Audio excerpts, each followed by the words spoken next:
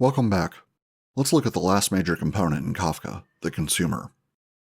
A consumer is the reader portion of the Kafka platform, sometimes referred to as a subscriber. Consumers read messages stored within Kafka.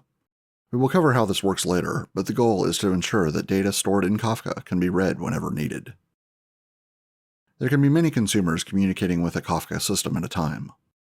Also note that each consumer can read from a single or multiple topics as required. Just like the Kafka producer, there are many different kinds of consumers available, with varying features depending on need. We have the Kafka console consumer.sh tool, which is the primary consumer tool we'll use in this course. As with producers, there are API libraries available for Python, Java, and many other languages. There are also components within Kafka Connect that allow users to read data from Kafka topics. Let's look at the Kafka console consumer tool. It is normally found in the Kafka bin folder, along with the Kafka producer tool. This would be bin/Kafka console consumer.sh. The two required options, topic and bootstrap server, are the same as with the console producer.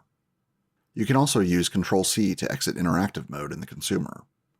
In this case, you'd read any messages and then use Ctrl+C to exit the tool. There are two optional arguments available. The first is from beginning. This tells Kafka to send all messages regardless of if any are available or have already been read. The second is the max messages option, followed by a number. This is used to read up to a maximum number of messages before exiting automatically. We'll see an example of this shortly. Let's now look at a couple of examples. First, the interactive example is illustrated using bin/Kafka console consumer.sh, bootstrap server, localhost :9092, topic testing. Once run, we can enter our messages like shown and use Ctrl+C to exit. A non-interactive example is similar, but with the max messages option. In this case, it returns only the first two events and then exits automatically.